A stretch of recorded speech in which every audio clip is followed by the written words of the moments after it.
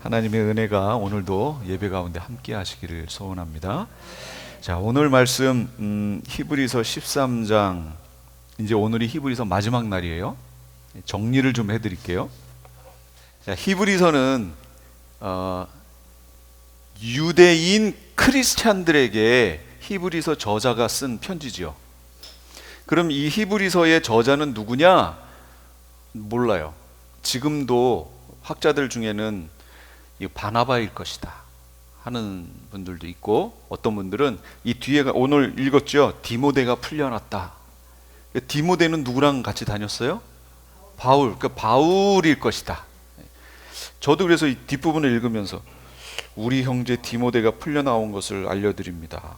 그러면서 같이 가겠다고 하는 이걸 보면 바울이 아닐까 하는 생각도 좀 해보는데, 학자들이 이걸 전문적으로 연구한 학자들이 말하는 그 속에는 그렇지만 뭐가 아니다 뭐 이런 내용들이 있어요. 그래서 지금까지도 히브리서 저자는 누군지 몰라요. 단 이거는 알아요. 수신자는 누군 줄 알아요. 누구예요? 유대인 크리스천들. 근데 이때는 핍박이 일어나던 때잖아요. 그러니까 유대인 크리스천들이 먼저 타겟이 됐어요.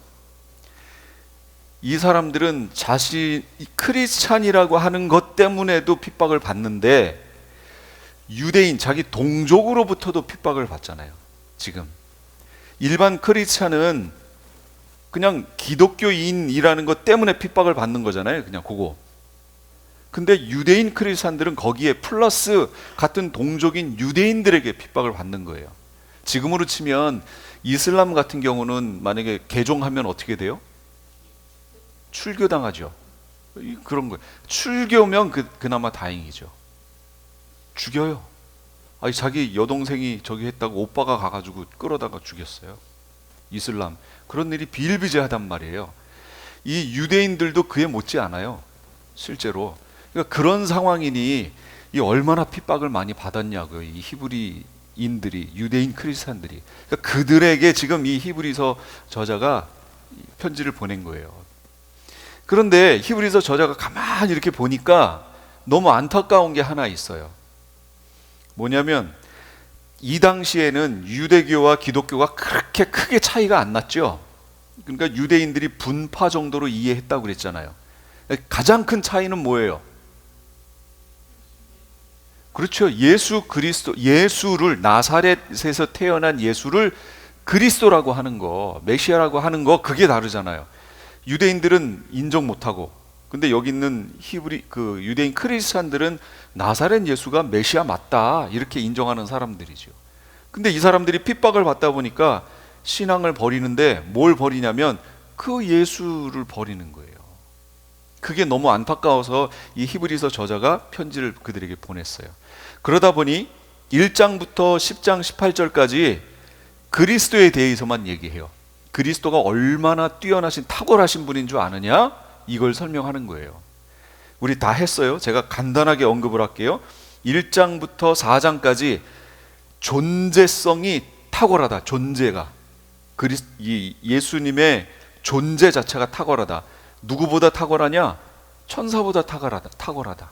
그 다음에 모세보다 탁월하다 얘기했잖아요. 천사나 모세는 다 뭐예요? 피조물이잖아요. 근데 그리스도, 이분은 피조물이 아니라 조물주라는 거예요. 만드신 분. 그러니 존재 자체가 벌써 차이가 난다. 두 번째는 4장부터 10장까지는 사역이 차이가 난다. 사역이 월등하다, 탁월하다. 어떻게 차이 난다? 유대인들 중에는 레위 지파에서 제사장이 나오고, 그 제사장 중에 제비를 뽑아 1년에 한 번씩 대제사장이 지성소 안으로 들어가는 예배를 드리잖아요. 제사를 드렸잖아요. 그렇게 매번 했지만, 왜 그렇게 매번 그렇게 해요? 레위 지파에서 택해가지고 왜 그렇게 하죠? 사람이기 때문에, 영원하지 않기 때문에. 죽잖아요. 그러니까 대를 이어 충성할 수밖에 없는 거예요. 계속 반복. 그런데 이 그리스도는 멜기세덱의 반차를 쫓은 대제사장이다. 그러면 레위 지파가 태어나기도 전에 멜기세덱은 그 앞전 사람이잖아요. 그러니까 이 멜기세덱은 시작도 없고 끝도 없다. 영원하다. 근데 바로 그 차례를 따라 그 라인에 서 있는 분이 바로 그리스도다. 그러니 그리스도는 일반 그 유대인들 사회 속에서 만들어져 있는 대제사장 이거하고는 비교도 안 된다. 그러니까 사역 자체가 비교가 안 된다. 그 다음에 첫 언약의 제사는 불완전하다. 매번 반복했잖아요. 동물의 피에다가 반복했어요. 근데 그리스도는 어때요? 단 한 번으로 영원히 효력을 발생하는 제사를 드렸다. 그러니 사역이 얼마나 이게 차이가 나느냐. 탁월하신 분이다, 그리스도는. 이렇게 얘기한 다음에 10장 19절부터 지난번까지 13장 17절까지 그러면 이렇게 뛰어나신 그리스도를 우리가 섬기고 있는데 이 예수 그리스도를 섬기는 우리는 어떠한 삶을 살아야 하느냐, 이거 얘기했죠. 그래서 여러분 잘 아시는 이 히브리서 11장은 뭐예요? 무슨 장이라고 그래요? 믿음장. 믿음은 바라는 것들의 실상이요 보지 못하는 것들의 증거다. 우리 선진들이 이 믿음으로 살았다 하면서 믿음대로 산 사람들의 이름과 그들의 믿음의 흔적을 쭉쭉쭉쭉 나열했죠. 그걸 나열한 이유는 뭐예요? 우리도 그렇게 살아야 된다, 그거 한 거예요. 그러면서 중간중간에 이렇게 살아야 되는데 1장부터 해가지고 중간중간에 5번을 배교에 대한 경고를 넣었다고 그랬죠. 이렇게 살지 못하면, 또 이렇게 뛰어나신 그리스도를 배교하면, 놓쳐버리면 그럼 더 이상 회개의 제사가 없다. 더 이상 다시 새롭게 하여 회개케 할 수 없다. 그러니까 이 오해하시면 안 돼요. 이게 그냥 우리가 단순히 신앙생활하다가 죄를 지을 수 있어요, 없어요? 있어요. 우리의 연약함, 여러분 돌아가실 때까지 또는 예수님 오실 때 만날 때까지 여러분이 삶 속에서 죄를 한 번도 안 짓고 거룩함을 유지하며 살아가실 수 있어요? 그건 불가능해요. 우리 육체의 연약함으로 말미암아 우린 그렇게 할 수 없어요. 그러니까 우리 속에는 끊임없이 그 죄에 대한 고민이 있는 거예요. 우리의 연약함에 대한 고민이 끊임없이 있을 수밖에 없어요. 그런 이들에게 주님께서는 뭐라고 하셨어요? 해결 방법으로 회개하라. 회개하라. 길을 열어주셨어요. 근데 배교는 그렇게 단순히 죄 짓는 상태를 말하는 게 아니에요. 배교는 완전히 그의 마음 상태로 그리스도를 떠나버리는 거예요. 완전히 떠나버리는 거.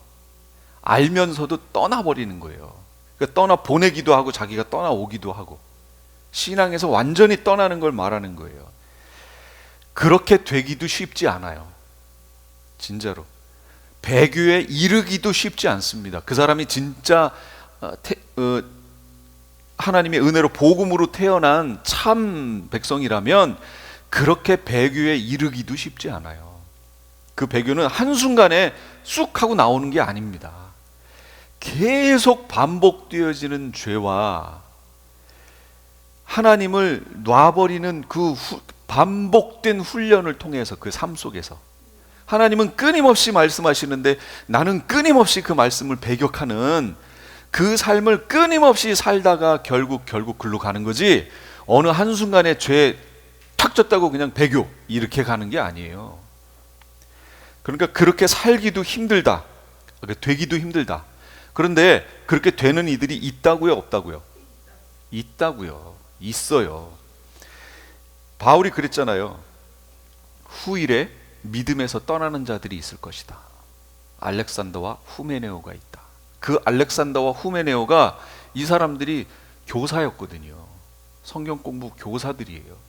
그런데 성도들을 가르치다가 그들 나름대로의 뭐가 잘못된 거죠? 헷가닥 뒤집어졌어요. 그래서 그게 진리인 양 이렇게 하다가 결국 떠나온 거예요. 근데 그 배경에는 뭐가 있냐면 영지주의가 있습니다. 영지주의는요, 제가 어제 그걸 하려다가 조금 말았는데 오늘 잠깐 언급을 해보면 이거예요. 그 초대교회 당시에는 두 학파가 대세를 이루고 있었어요. 뭐냐면 알렉산드리아 학파, 또 한쪽 학파는 안디옥 학파, 이렇게 있었습니다. 성경 해석을 서로 달리해요. 잘 보세요. 알렉산드리아가 어디예요? 예, 이집트에서 나이로비 수도와 이 지중해 서쪽 부분에 있는 거기예요. 항구 도시예요. 여기가 엄청나게 발달한 곳이에요. 항구 도시이기 때문에 그 위쪽으로 가면, 지중해를 건너가면 여기가 그리스고, 더 가면 로마고, 다 여기 있습니다. 대단히 문물이 발달했던 곳이에요. 그러니까 여기서도 학문이 발달했어요. 그런데 거기에는 바벨론 포로기 때 바벨론으로 가지 않고 이 애굽으로 피신했던 유대인들 있죠. 그들이 거기를 자리 잡고 있었어요. 유대인들인데 또 기독교 문물이 들어왔기 때문에 기독교 신앙도 가졌고, 그리고 유대인이기 때문에 구약 성경에도 능통하고, 그런데 너무 오래돼서 히브리어는 못하고 70인역 성경에 있는 헬라어를 하고 이러는 사람들이 거기 많이 있었어요. 그들을 통해서 알렉산드리아 학파라는 그 학파가 생겼어요. 말고 또 이쪽에는 예루살렘을 중심으로 위로 이렇게 올라가다가, 여기가 지중해고 위로 올라가다가 서쪽으로 딱 꺾이면 유럽이 되죠. 요 위가 서아시아예요.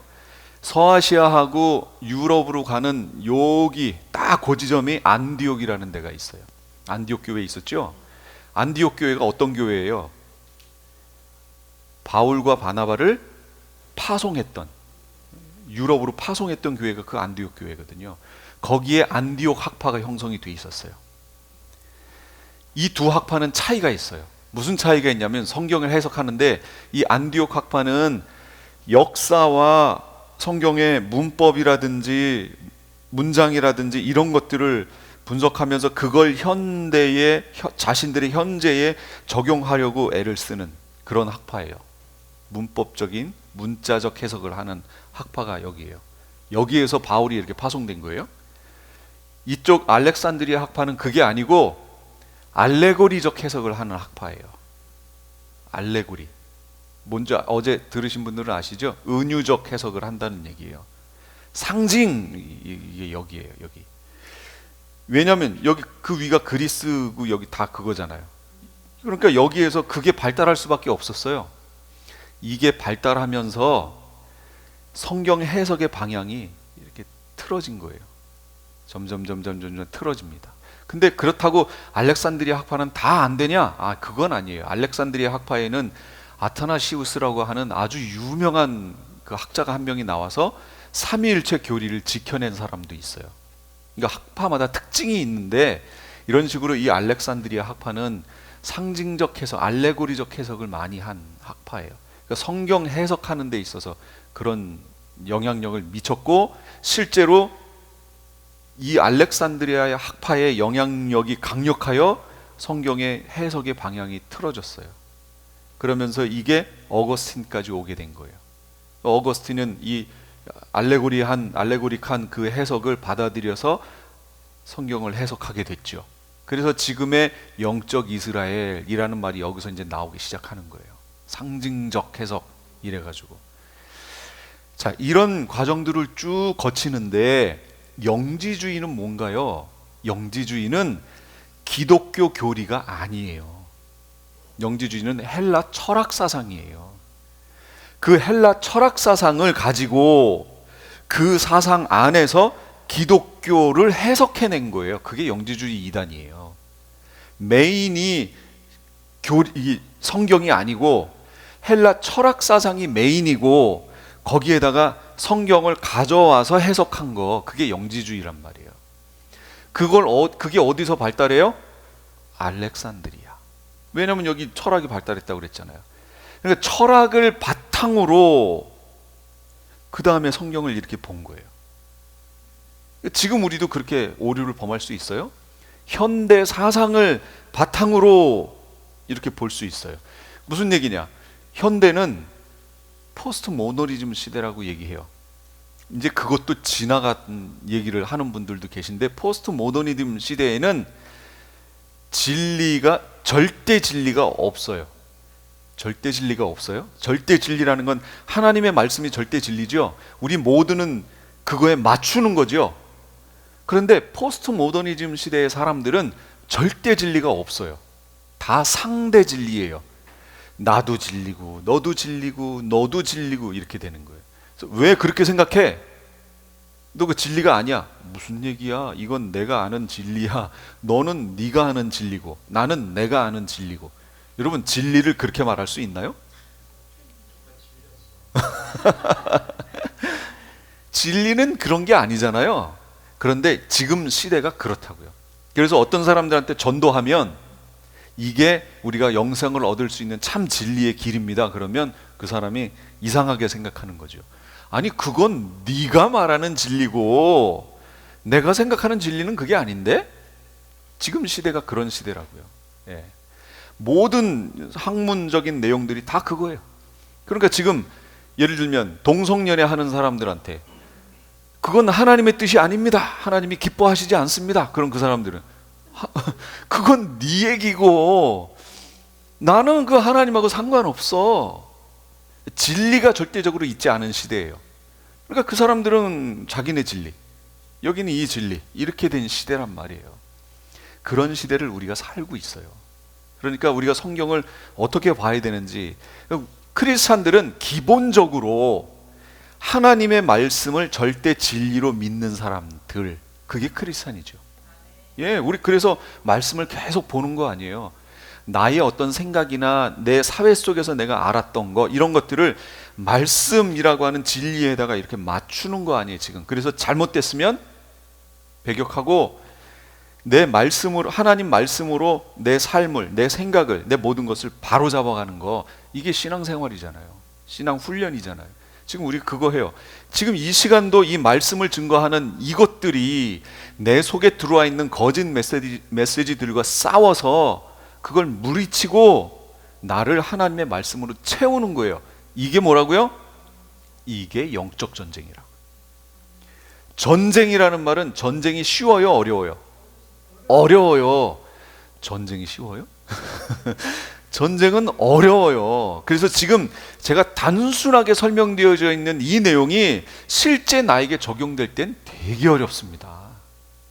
얼마나 반복을 해야 되는지 몰라요. 반복도. 그래서 10장 지난번에 2번 했던 거, 사회생활, 크리스찬들은 사회생활을 어떻게 해야 되느냐 가르쳐 줬죠. 그러면 성경에 있는 내용이 진리라고 믿는다면 진리를 받아들여야죠. 내가 이거랑 다르면 어떻게 해요? 그럼 그거 포기하고 말씀대로 가야죠. 그래서 사회생활 어떻게 해야 되느냐? 손 대접하기를 힘써라, 얘기했죠. 손님 대접하기를 힘써라. 당시 사회는 그 여행이 그렇게 지금과 같이 이렇게 연휴만 되면 여행 가고 막 이런 시대도 아니죠. 지금처럼 자동차 타고 쫙 갔다 쫙 오는 그런 시대도 아니잖아요. 그러니까 여관이라든지 뭐 이런 게 발달하지 않았어요. 근데 어쨌든 사람들이 어느 지역에서 어느 지역으로 옮기는 사람들이 있지요. 순례자들이나 이런 사람들도 있고. 그럼 숙박해서 잘 공간이 부족해요. 그런데다가 특히 이때에는 핍박이 있었던 때라 크리스찬들이 몰래 이동하던 때예요. 전 세계를 퍼져나가던 때. 그러니까 자신이 살고 있는 곳에서 누군가가 왔을 때 그 사람이 크리스찬일 확률이 높은 거예요. 말씀 속에서 그들을 대접하기를 힘쓰라고 얘기해 주는 거예요. 그들이 소외당하지 않도록. 같은 형제잖아요. 그래서 고난당하는 자들을 생각해라. 감옥에 갇힌 자, 우리도 얼마든지 나도 그렇게 될 수 있는 상황이다 생각하고 그들을 잘 돌봐줘라. 그 다음에 성도덕에 대해서 간음하지 말아라, 가정을 잘 지켜라, 이런 얘기 했죠. 그 다음에 재물에 대해서 뭐라고 그랬어요? 자족하는 마음 가져라, 이거 얘기했잖아요. 족한 줄로 알아라. 사회생활은 그렇게 하고, 교회생활은 어떻게 하라고 그랬어요? 목회자에게 순종하라, 이단 조심해라. 그 다음에 바라봐야 된다. 뭘 바라보느냐? 예수 그리스도 바라봐야 된다. 예루살렘 바라봐야 된다. 새 예루살렘 성 말하는 거예요. 거기 바라봐야 된다. 그리고 매 순간이 예배하는 삶을 살아야 된다. 이거 권면해 줬었잖아요. 지난 시간까지 이거 얘기했던 거예요. 이게 히브리서 내용이에요. 오늘은 이제 마지막 부분이에요. 마지막. 이 히브리서 저자가 마지막 부분에 와서 기도 요청을 해요. 기도 요청을. 첫 번째 기도 요청은 이거예요. 목회자를 위해서 기도해 달라. 이 사역을 하는 그 목회자죠. 뭐 지금으로 해석하면 그들을 위해서 기도해 달라라고 이렇게 얘기합니다. 18절부터인데요. 보세요. 우리를 위하여 기도해 주십시오. 왜요? 우리는 양심에 거리끼는 것이 한 점도 없다고 확신합니다.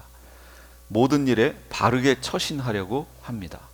요게 이 번역의 순서가 이렇게 했으면 좋겠어요. 모든 일에 바르게 처신하려고 합니다. 그렇기 때문에 우리는 양심에 꺼리끼는 것이 한 점도 없습니다. 이렇게 가는 게 더 좋을 것 같아요. 그렇죠? 예. 여기서 바르게 처신하려고 합니다. 모든 일을 우리는 바르게 처신하려고 합니다. 지금 그렇게 고백을 하고 있는 거예요. 바르게 처신하다. 여기서 바르게라는 말은 칼로스. 로가 장음이에요. 칼로스. 이건 올바르게, 흠없게, 선하게, 정확하게 행동하려고 합니다. 이거예요. 그러면 뭐가 올바른 거예요? 올바른 거는 기준이 있다는 얘기잖아요. 그 기준에 부합해야 올바른 거죠. 그 기준이 뭐예요? 그렇죠. 그게 하나님 말씀, 하나님의 뜻. 그러니까 그 하나님의 뜻에 부합하도록, 거기에 맞도록 처신하려고, 행동하려고 자신들은 노력한대요. 그 마음이 어디 있다는 거예요? 이 사역자들 그 마음 속에 있다는 거예요. 하나님 뜻대로 행하려고 하는 그 마음이 있고 그렇게 하려고 노력한다는 거예요, 실제로. 그러니까 그것을 보니 본인들 속에는 우리는 양심에 거리끼는 것이 한 점도 없습니다. 이렇게 했는데요. 본인들에게는 꺼리낌 없는 양심이 있다고 지금 얘기하는 거 아니에요? 이게 개역 개정에서는 선한 양심이 있음을 확신한다. 이렇게 나와요. 아, 내가 이렇게 하는 걸 보니, 바르게 살려고 하는 이 마음이 내 속에 있는 것을 보니 우리 속에는 선한 양심이 있다는 것을 확신합니다. 이렇게 얘기해요. 그러니까 여러분들은 어떠세요? 선한 양심 갖고 계신가요? 예. 그래도 그나마 하나님 말씀대로 살려고 하는 그게 우리 속에 있잖아요. 그게 없으면요, 꽝. 그게 없으면 크리스찬이 아닌 거죠. 그거 없이 자기 마음대로 산다면 그게 옆길로 새고 있는 거예요, 지금. 그 상태로 계속 가다 보면 완전히 샌다니까요, 옆길로. 배교의 자리로 넘어간다니까요. 그런데 지금 여기는 뭐라고 그래요? 사도들이 어떻게 해서든지 하나님 말씀대로 바르게 살려고 행하는 그 마음이 우리에게 있다. 이걸 이 사도들은 선한 양심 또는 거리낌 없는 양심, 이것이 우리에게 있음을 확신한다. 이렇게 얘기해요. 그런데 우리 속에 있는 이 선한 양심, 거리낌 없는 양심이요, 왜곡될 수가 있어요. 어떻게 왜곡되느냐? 무엇 때문에 왜곡되느냐? 뭐 때문에요? 죄 때문에. 여러분, 하나님 말씀대로 살고 싶은 막 그 열정과 열망이 내 속에 있는데 어느 순간인가 죄를 한번 져보세요. 하나님 말씀대로 살지 못했어요. 나도 알고 하나님도 알아요. 그 죄를 한번 딱 짓고 나면 그 다음엔 어때요? 마음이 뭔가 지금 불안하고 뭐 부딪히고 불편하고 얼굴에 다 나타나고, 예, 그렇잖아요. 우리 마음이. 왜 그러죠? 우리 속에 선한 양심이 있으니까 선하지 않은 상태가 나오면 우리 양심이 그렇게 반응하는 거예요. 이게 크리스찬들에게 나타나는 자연스러운 반응이에요. 나는 왜 이러지? 나는 역시 안 돼. 이렇게 가시면 안 돼요. 그게 나와야 당연한 거예요. 그래서 어떤 분들은 죄책감, 신앙인들은 죄책감 가지면 안 된다고. 아니, 그거는 거리낌 없는 삶을 살았으면 죄책감이 없어야죠, 당연히. 근데 그런 분들에게 제가 묻는 거예요. 죄책감이 들지 않을 정도로 정말 한 번도 죄를 짓지 않고 그렇게 살았냐고 물어보고 싶은 거예요. 그렇게 사는 사람이 있어요? 없어요. 그러면 죄책감이 있죠. 당연히 있어야죠. 그럼 그 죄책감을 누가 들게 하신 거예요? 성령 하나님이 이거 안 돼. 불편해요. 하나님하고의 관계가, 내 안에 함께 계신 성령 하나님과 나와의 관계가 불편해지면 내가 불안해져요. 뭔가 깨랑직하고요. 뭔가 진짜 싸구서 안 닦은 것 같은 그런 상태가 되어버려요. 이거 빨리 해결해야 되는 거예요. 그러면 이런 상태를 어떻게 해야 되느냐? 이렇게 왜곡되어 있는 상태, 우리 모든 인간은 이렇게 양심이 왜곡되어 있는 상태예요. 죄 때문에. 이게 어떻게 회복되느냐? 복음이 원래의 선한 양심의 상태로 우리를 회복해 가는 거예요. 하나님의 말씀이, 진리가 우리를 회복해 가는 거예요. 그러니까 내 속에 거짓 메시지가 들어와서 불편한데 진리, 진짜가 들어와서 얘하고 싸우기 시작해요. 그래서 얘를 몰아내요. 내 속에서 점점 몰아내기 시작해요. 내 속에 어둠이 가득 차 있었는데 빛이 딱 들어오는 순간 이 어둠은 쫙 물러나기 시작해요. 거짓 메시지가 내 속에 가득 채워져 있었는데 참 메시지, 진리가 내 속에 딱 들어오는 순간 이걸 쫓아내기 시작해요. 참 진리가 들어오면. 그런데 요즘 시대는 무슨 시대라고요?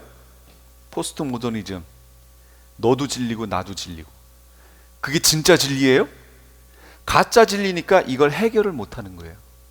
그러면서 본인들은 해결됐다고 생각하는 거죠. 거짓 위로를 받고 있는 거예요. 참 진리가 들어왔을 때만 이게 해결이 됩니다. 예. 모든 일에 바르게 처신하려고 하는 것을 보니까 꺼리낌 없는 선한 양심이 내 속에 있는 것을 압니다. 그러니까 기도해 주세요 라는 거예요. 지금 꺼리낌 없는 선한 양심을, 이게 내 속에서 강력해졌으면 좋겠죠. 예, 이게 강력해져서 내 삶을 바르게 살고 싶어요. 이게 모든 크리스찬들의 꿈이잖아요. 이게 강력해졌으면 좋겠어요. 아까도 얘기했지만 이 선한 양심이 회복되는 것은 예수 그리스도의 복음이에요. 진리예요. 이 진리 외에는 방법이 없어요. 한 가지 예를 들어볼게요. 내 속에 거짓 메시지가 얼마나 많은지 몰라요. 그러니까 우리 속에,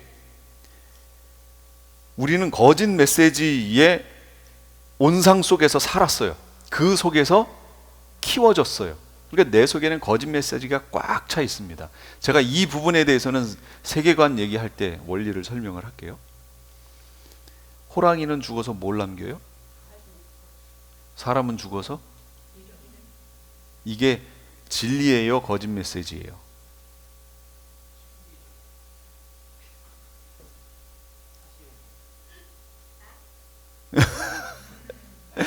호랑이는 죽어서 가죽을 남기고 사람은 죽어서 이름을 남긴다.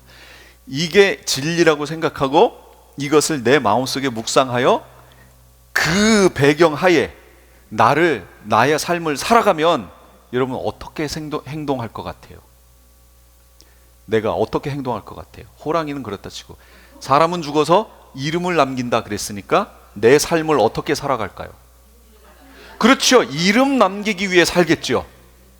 그 이름을 남기는 것은 명예도 될 수 있고 돈이 될 수도 있고 뭐 여러 가지 재능이 될 수도 있고 많아요. 이름 남길 수 있는 방법은 이런 것을 통해서 내 이름을 남기는 삶을 살려고 하겠죠. 그런데 왜 찬송가 323장을 부르면서 아멘 하면서 찬송을 해요? 이름도 없이 빛도 없이 감사하며 섬기리다. 근데 왜 그 찬양을 할 때는 이걸 하면서 정말 이름도 없이 빛도 없이 그렇게 살겠다고 고백하는데 그 속에는 거짓 메시지가 들어가서 사람은 죽어서 그래도 이름을 남겨야지.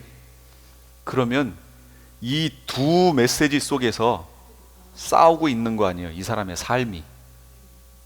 그렇죠? 우리 속에는요 거짓 메시지가 얼마나 많은지 몰라요. 여러분이 살아오는 삶 속에서, 읽었던 책 속에서, 아니 학교에서 공부했던 그 교재들 속에서 거짓 메시지가 꽉 차 있습니다. 내 속에. 이걸 하나님의 말씀을 집어넣어서 그걸 하나하나 걸러냈어야 돼요. 그런데 이걸 걸러내는 작업을 해야 되는지도 모르고 교회 와서는 말씀을 보고 이름도 없이 빛도 없이 감사하며 섬기겠다고 할 때는 열심히 기도하고 눈물을 흘리며 기도하다가 밖에 나가서는 그래도 이름을 남기는 삶을 살아야지, 이렇게 이중적으로 산다는 거예요. 이게 이원론적인 삶이에요. 교회 안에서의 삶하고 신앙하고 밖에서의 삶이 다른 거예요. 우리는 이게 잘못됐다는 것도 모르고 살아요. 우리의 무기는 뭐라고 그랬어요? 모든 강력, 이런 것들을 다 파하는 하나님의 강력이라 하면서 이 강력을 어디다 써요? 주님을 대적하여 높아진 이론을 패하고 그랬잖아요. 그 이론들이 뭐예요? 우리 속에 자리 잡고 있는 거짓 메시지들. 여태까지 우리가 살아가는 삶 속에서 지금도 이 세상 속에 TV나 뭐만 딱 키면 바로 들려오는 그 거짓 메시지들을 우리 속에 계속 담고 있잖아요. 하나님 말씀 들으면 그거하고 전쟁을 해서 이게 거짓이구나 하고 쳐냈어야죠. 그걸 뭐라고 한다고요? 영적 전쟁. 그걸 영적 전쟁이라고 하는 거예요. 세계관 전쟁이 바로 영적 전쟁 말하는 거예요. 진리 전쟁. 근데 우리는 이게 다 따로따로예요. 교회에서 들을 때는 그런 거고 삶 속에서는 또 따로. 그러니까 모든 게 다 따로따로 돼 있어요. 이원론적인 삶을 산다는 거예요. 하나님 말씀대로 살았더니 하나님께서 바울이라는 사람을 성경에 기록해서, 바울이라는 이름을 여러분 다 아시죠? 바울이 이름 남기려고 그렇게 살았어요? 아니잖아요. 남긴 남았는데 바울은 하나님 뜻대로 살려고 자신을 헌신하며 살았더니 하나님께서 남겨주신 거지. 무슨 얘기인지 아세요? 이 바꾸면 안 돼요. 내가 이름이 남기 위하여 살면 그건 거짓 메시지라고요. 나는 하나님 뜻대로 살려고 사는 거예요. 여러분, 이름이 남겨져 있는 사람이 하나님 뜻대로 살았는데 이름이 남겨진 사람이 많을 것 같아요? 안 남겨진 이름 없이 빛도 없이 산 사람이 많을 것 같아요? 이름 없이 빛도 없이 산 사람이 훨씬 많습니다. 그 사람들은 어디 가서 평가받을 거예요? 하나님 앞에 가서. 여기에서 이름으로 인하여 영광 받지 못한 거요, 하늘에서 다 받을 거예요, 상급으로. 그러니까 여러분, 내가 소망을 어디 두고 있느냐가 중요해요. 이 땅에서 받고 싶어요? 그러면 이름 나게 해달라고 하세요. 괜찮아요. 대신 그거에 대한 값이 하늘에 있었는데, 상급으로 있었는데 그걸 내려서 여기다가 다 주신 거예요. 그럼 저기 가서는 없어요. 땡겨 쓴 거예요. 없어요. 하늘에 없어요. 그러니까 여러분, 바울은 하늘을 바라고 하늘의 상급 쌓기를 위해서 살았잖아요. 바울이 이름 남기려고 살지 않았어요. 하늘의 상급 쌓으려고 쌓은 거고, 여기서 이름 남은 건 하나님이 그렇게 허락하신 거지요. 바울은 한 적이 없어요. 그러니까 이것에 대해서 천국에서 상급이 있어요. 바울은 거짓 메시지에 속으면서 사시면 안 돼요. 우리 삶 속에 너무 많아요. 그래서 제가 지난번에 그랬잖아요. 신문 볼 때 띠 운세 같은 거 이거 보면 안 된다고. 보지 마세요. 아무것도 아닌데 그거 읽으면 거기에 묶여요. 안 돼요. 그래서 메시지는, 어떤 메시지는요, 힘이 있습니다. 우리 양심에, 우리 마음에 심겨요. 하나님의 말씀을 심으세요. 진리를 심어요. 그래서 거짓을 몰아내야 돼요. 이게 회복하는 거예요. 나를, 선한 양심을 계속 회복시키는 거예요. 그러니까 결국 말씀으로 회복시키는 거예요. 말씀만이 회복시켜요. 진리만이 회복시켜요. 그런데요, 너희가 내 안에 거하고 내 말이 너희 안에 거하면 어떻게 하라고 그랬어요? 무엇이든지 원하는 대로 구하라. 그리하면 이루리라. 이게 진리예요, 비진리예요? 진리죠. 근데 요거 왜곡하시면 안 돼요. 무엇이든지 내가 원하는 대로 구하면, 그래서 하나님을 땡겨서 내 소원을 들어주시는 분으로 땡겨오면 이루어지는 것처럼, 이건 주객이 전도된 거예요? 반대예요. 그러니까 예수님이, 너희가 내 안에, 예수님 안에 예수님의 말씀이 내 말이 너희 안에 거하면, 이게 전제 조건이에요. 이게 있을 때 이렇게 됐는데 내 안에서 소원이 일어났어요.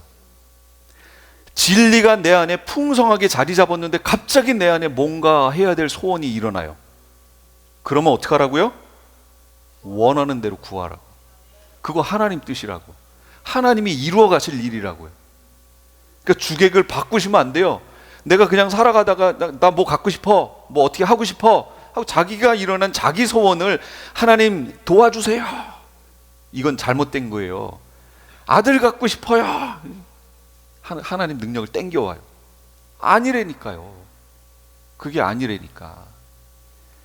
전제 조건이에요. 크리스찬들에게 있는 전제 조건, 너희가 내 안에, 내 말이 너희 안에 거하면, 그 상태에서 너희 안에 떠오르는 그 소원, 하나님께서 빌립보서에서 우리 안에 소원을 두고 행하신다고 그랬잖아요. 하나님의 기쁘신 뜻을 위하여 너희로 하나님의 기쁘신 뜻을 소원으로 줘서 소원을 두고 행하게 하시나니 그랬잖아요. 그 소원이 우리 안에서 일어나는 그게 뭐예요? 너희가 내 안에, 내 말이 너희 안에 거하면, 그거예요. 그러면 하나님의 소원이 내 속에서 일어난다고요. 그러면 어떻게 하라고요? 무엇이든지 원하는 데 구하라는 거예요. 그러면 그걸 주님께서 이루어 주신다고. 이게 하나님 뜻이라고요. 내 소원과 이거 어떻게 해요? 아니, 그거 아니고 말씀대로 가보자는 얘기예요. 말씀대로. 그러면 이렇게 내 안에서 회복되어지는 그 선한 양심을 어떻게 하면 강력하게 만들 수 있을까요? 예, 오늘 이게 그 내용이 그거예요. 기도 외에는 이런 유가 나갈 수 없느니라. 기도예요. 그래서 지금 이 히브리서 기자가 우리를 위하여 기도해 주십시오, 이렇게 얘기하는 겁니다. 기도만이 우리의 선한 양심을, 회복된 선한 양심을 강력하게 만들어요. 이게 강력해져야 죄와 거짓 메시지들과 강력하게 싸울 거 아니에요. 근데 우리는 이 싸우는 방법도 모르고 거짓 메시지와 진리 안에서 이원론적으로 그냥 막 살아가고 있는 거예요. 싸우지도 않아요. 예수님이 영적 전쟁 하셨던 거 잘 보세요. 제가 설명드렸잖아요. 마귀하고 싸우실 때 어떻게 싸웠어요? 갑자기 무슨 쉐이번가 뭔가 착 해가지고 막 이렇게 싸우셨나요? 말씀 진리 전쟁 하셨다니까요. 마귀는 얘기하고, 그랬더니 예수님이 기록되었으되 사람이 떡으로만 살 것이 아니요 하나님의 입에서 나오는 말씀으로 살 것이니라. 그러니까 이번에는 마귀가 성전 꼭대기에 가가지고 기록되었으되, 마귀가 기록되었으되 네가 여기서 뛰어내리면 네 발이 돌에 부딪히지 않도록 하나님이 천사들을 보내서 너를 받들 것이다. 그랬더니 예수님이 또 기록되었으되 주 너의 하나님을 시험치 말라 하였느니라. 뭐예요? 말씀 가지고 싸우잖아요. 지금 마귀도 말씀 가지고 온다니까요.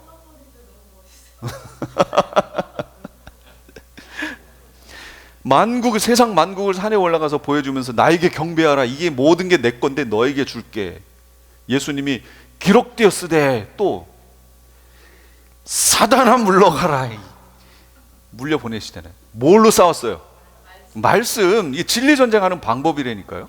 그러니까 여기 계신 우리 성도님들도요, 말씀 가지고 싸우는 게 그게 영적 전쟁이에요. 예, 제가 그래서 얘기했잖아요. 암송하시라고. 성경 암송하세요. 계속. 일주일에 한 절이면 좀 너무 약한데? 어쨌든 암송을 하세요. 그래가지고 그게 내 속에서 그냥 나올 수 있도록. 그러고 보면 예수님도 암송을 하셨던 것 같아요. 예, 예수님이 말씀 하신 거 보니까 예수님이 말씀 자체이시기 때문에 그냥 스스로 나왔어요? 아니, 저는 그렇게 생각지 않습니다. 예수님이 어려서부터 쭉 생활을 하셨잖아요. 예수님의 인성이잖아요. 그 인성 안에서 나온 거기 때문에 예수님도 어려서부터 말씀 공부를 하셨던 것 같아요. 유대인들의 공부하는 것처럼. 그래서 그런 게 자연스럽게 나올 수 있었지 않을까 하는 생각을 해봐요. 스펄전 목사님한테 사람들이 찾아갔어요. 스펄전 목사님의 별명이 설교의 왕자라는 별명이 있어요. 몇만 명 되는 그 성도들, 그 다음에 영국을 변혁시키는 그런 유명한 목사님이셨어요. 그래서 사람들이 궁금한 거죠. 목사님 어떻게 해서 이렇게 하실 수가 있어요? 그랬더니 스펄전 목사님이 교회 방문자들을 데리고 기도실로 갔어요. 그래서 보여줬어요. 그랬더니 그 기도실이 꽉 차게, 그 무슨 기도회를 연 것도 아닌데 성도들이 매일매일 와가지고 목사님을 위해서 거기서 기도하는 거예요. 이것이 제 목회의 비밀입니다 라고 스펄전 목사님이 얘기하셨다는 거죠. 정대철 목사님의 목회의 비밀, 성전을 딱 보여주는 거예요. 그랬더니 아무도 없어. 이렇게 되면 안 되죠. 성도님들이요, 목회자들을 위해서 그래서 기도하셔야 돼요. 강력하게 될 수 있도록. 여기 지금 이 히브리서 이 저자가, 이 목회자가 뭐 기도를 안 했겠어요? 그런데 성도들에게 부탁하잖아요. 이렇게 기도해달라고, 이런 부분이 강력해질 수 있도록 기도해달라고 기도 요청을 하고 있잖아요. 이게 우리에게 주시는 거예요. 목회자들을 위해서 여러분 기도해 주세요. 목회자들은 그냥 단순히 사람으로서 뭘 하는 게 아니에요. 그거는 기업 운영하시는 분들이 더 잘하죠. 기업 운영하시는 분들은 문제점 발견하고 그거 해결하기 위해서 뭣도 하고 뭐 크게 해가지고 숫자 팍 늘릴 수 있죠, 기업하는 사람들은. 근데 우리는 그거 하는 거 아니잖아요. 예, 하나님 말씀대로 할 수 있도록 여러분 강력하게 진짜로 기도해 주셔야 됩니다. 내가 여러분에게 좀 더 속히 돌아가게 될 수 있도록 기도해 주십시오. 또 이렇게 기도해요. 아니, 지금 히브리서 저자가 디모데와 함께, 디모데가 출소했대요. 그래서 디모데에 풀려났대요. 그래서 디모데를 데리고 이 히브리인들 교회 그냥 찾아가면 되는 거 아니에요? 그런데 속히 갈 수 있도록 기도해 달래요. 이거 무슨 의미죠? 삶의 주도권을 하나님께 드린 거예요. 사역자들은 내가 가고 싶다고 그냥 가는 게 아니란 말이에요. 하나님이 인도하심을 바라는 거예요. 이 목회자들의 삶이라는 거죠. 근데 이게 목회자들만 이렇게 살아야 할까요? 아니요, 모든 성도가 그렇게 살아야 된다는 거예요. 내가 가고 싶다고 무조건 가고 싫다고 안 가고 이런 게 아니라는 거죠. 하나님의 인도를 구하는 이 삶, 잠언에 보니까 사람이 마음으로 자기 길을 계획할지라도 그 걸음을 인도하시는 자는 여호와시니라. 내가 무슨 계획을 해도 그 걸음을 인도하시는 분은 하나님이세요. 그러니까 하나님께 전적으로 의탁된 삶, 맡긴 삶. 그래서 우리 그 개혁주의 신학에서는요, 인간론에서 우리 인간들을 뭐라고 얘기하냐면 피조된 인격체라고 불러요. 피조됐다는 얘기는 만들어졌다는 거죠. 그러니까 만들어진 존재는 만드신 분에게 의존할 수밖에 없다는 거죠. 그래서 이 말을 의존적이라고 얘기하기도 해요. 피조된 인격체 또는 의존적. 인격체라는 거는 뭐예요? 남을 의지하는 게 아니고 내 단독 독립체라는 의미죠. 그러니까 이 두 말은 표현은 모순된 표현이에요. 사실은 의존적 독립체, 피조적 인격체, 이거 사실 가운데를 자르면 이게 모순된 얘기거든요. 그런데 우리 인간을 그렇게 얘기해요. 피조된 인격체, 의존적 독립체. 우리의 모습이 그렇다는 거예요. 개개인 한 명 한 명이 주님 앞에 서야 돼요. 독립체예요. 그런데 피조된 의존적 존재예요. 주님이 어린아이와 같이 되지 아니하면 이라고 얘기하실 때 어린아이의 특징이 뭐예요? 그때 얘기하고 싶었던 게 어린아이는 선하고 착하다, 이거 말하는 거예요. 애들이 떼써보세요. 뭘 선하고 착해요. 마켓에 가서 그냥 뒤집어지고 난리 나죠. 예준이 어렸을 때 3살 4살 때 저희 집 근처에 이마트가 있었어요. 거기 가서 시장을 보는데요, 시장 가서 이제 막 이렇게 하면 그 녀석이 또 가는 코너가 있어. 딱 가서 거기만 가면 거기 가가지고 장난감이든 뭐든 하나를 무조건 갖고 나와야 돼. 무조건. 어느 날 이제 조금 컸어요. 3살쯤 됐을 것 같아. 근데 아니나 다를까 가가지고 그냥 자연스럽게 톡 하고 갖고 오는 거예요. 어떻게 할게요? 못 가져오게 했죠. 이제 안 돼. 필요한 거 외에는 안 돼. 안 되는데 가져가야 된대. 막 붙들고. 안 돼. 하고 탁 놓고 우리가 이렇게 빠져나오니까 거기서 대자로 누워가지고 울기 시작하는 거예요. 예. 그랬어요, 진짜로. 근데 그런 아이들이 선하고 뭐 그렇다고요? 한번 떼써 보세요. 난리가 납니다. 거기서 말하는 어린아이와 같이 되지 아니하면 이란 말은 의존적 이란 존재예요. 우리는 하나님을 의존하는 존재가 되어야 한다는 거예요. 어린아이가 단독이 아니잖아요. 독립체 이렇게 얘기할 수 없죠. 의존적 존재죠. 그러니까 부모를 의존할 수밖에 없는 존재라는 거예요. 그러니까 너희가 어린아이 같이 되지 아니하면, 이 말은 하나님을 의뢰하고 하나님께 의탁하지 아니하면 그 말을 하는 거예요. 이렇게 되지 아니하면. 그래서 우리는 반드시 하나님께 우리의 삶을 의탁하는 존재로 살아야 돼요. 예, 그렇게 사셔야 돼요. 그것을 위해서 기도해 달라라고 계속 얘기하는 거예요. 그 다음에 두 번째는 수신자들을 위해서 기도해 달라. 여기에 중요한 말씀이 있어요. 수신자, 이 히브리 기독교인들을 위해서 기도해 달라. 여기에 보니까 하나님하고 예수님을 이렇게 정의를 해놨는데 한번 제가 볼게요. 영원한 언약의 피를 흘려서 양들의 위대한 목자가 되신 우리 주 예수를 죽은 사람들 가운데서 이끌어내신 평화의 하나님이 하면 될 것을 하나님이를 얼마나 여기 꾸몄는지 몰라요. 그렇죠? 언약의 피를 흘려 대속의 죽음, 그 다음에 양들의 위대한 목자가 되신, 우리 개역개정에는 양들의 큰 목자 이렇게 나왔어요. 왜 큰 목자예요? 그럼 작은 목자도 있다는 얘기인가요? 모세를 부르는 별칭이 양들의 목자라는 말이에요. 그래서 모세보다 뛰어나다고 했잖아요. 그러니까 큰 목자, 위대한 목자 이렇게 표현하는 거예요. 예수님을. 우리 주 예수님을 죽은 사람들 가운데서 이끌어내신, 뭐예요? 부활이죠. 부활시켜내신 평화의 하나님. 평화의 하나님.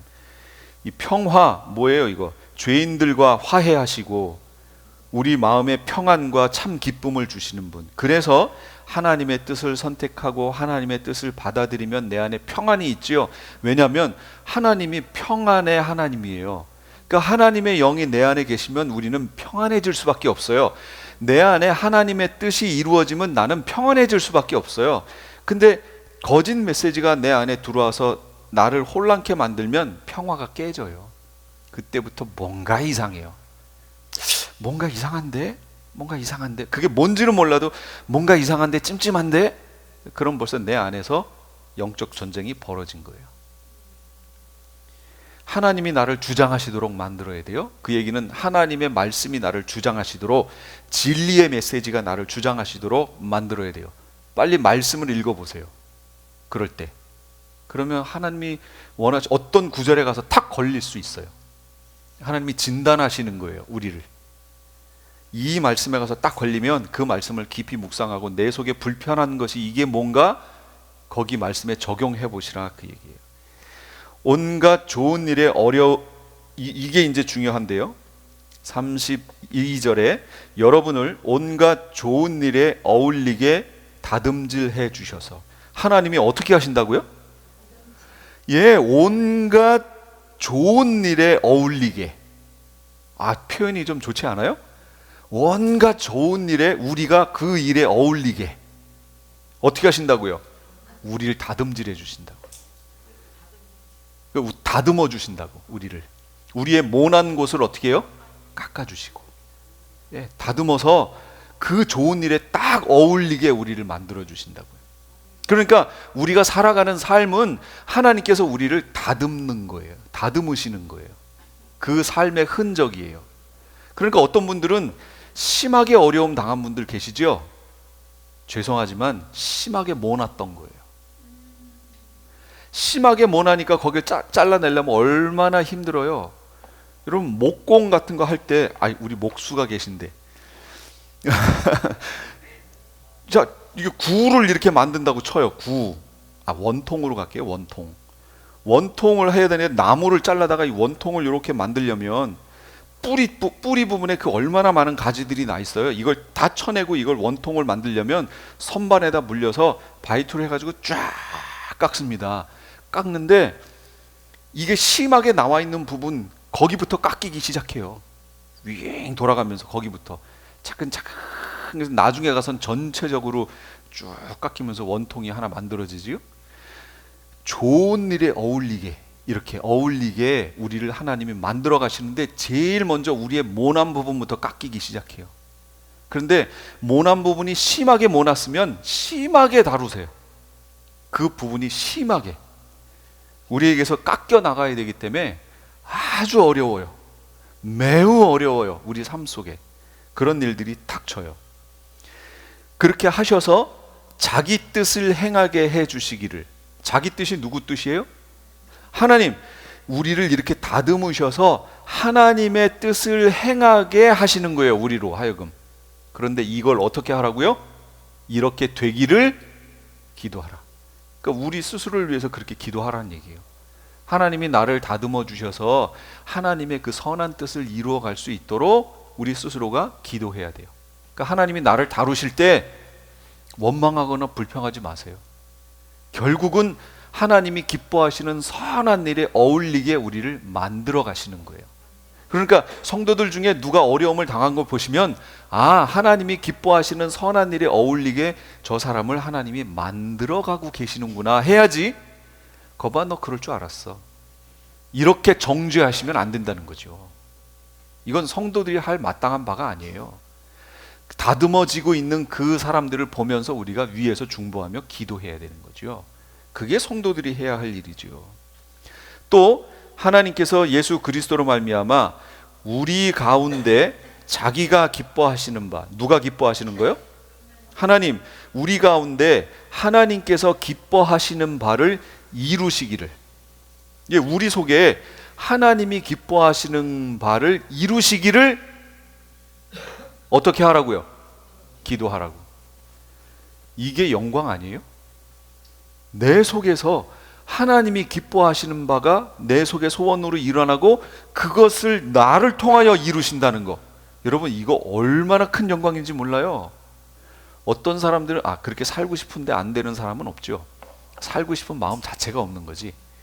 하나님 뜻대로 살고 싶다는 마음 자체도 안 일어나요. 일반 사람들은. 근데 크리스찬들은 하나님의 뜻대로 살고 싶은 그 소원이 일어나는 사람들이잖아요. 소원이 일어나는 사람들. 그게 크리스찬이죠. 그것이 내 속에서 이루어지기를 위해서 기도하라라는 얘기예요. 나를 통하여 그 일을 하시도록. 그 일을 하는 사람들은 얼마나 행복할까요? 저는 부러운 분들이 있어요. 진짜로 부러운 분들이 있어요. 누구냐? 원로 목사님들이요. 저는 원로 목사님들이 부러워요. 근데 그냥 때 돼서 은퇴하시고 뭐 이런 분들 말고 정말로 덕이 되어지고 정말로 목회 잘 하셔서 이제 나이가 되어 어쩔 수 없이 은퇴하신 원로 목사님들 계시잖아요. 저는 그 목사님들이 너무 부러워요. 진짜로. 나는 언제쯤 저렇게 모든 것을 사명을 잘 감당하고 하나님 앞에 저렇게 설 수 있을까? 저는 이 세상에서 원로 목사님들이 제일 부러워요. 아무 원로 목사님이나 부럽다는 얘기는 안 했어요. 원로 목사님들이 부러워요. 자, 예수님은 어떤 분이신가요? 영원한 언약의 피로 죽으신 분, 또 양의 위대한 목자가 되신 분, 그리고 하나님의 즐거운 것을 우리 속에 이루어지시는 주시는 중보자. 예수 그리스도의 중보 사역을 통해서 우리 속에 하나님의 기쁘신 뜻을 이루시는 하나님은 성도들의 기도를 통해서 그 일을 이루어 가십니다. 기도. 그래서 제가 오늘 제목이 뭐예요? 모든 일은요 기도를 통해서 하게 돼 있어요. 이건 그냥 내 속 사람이 읊조리는 그냥 이게 뇌 가린다고 그러나? 되뇌이고 막 이렇게 하는 그거 정도가 아니에요. 기도는 모든 것을 이루시는 하나님의 방법이에요.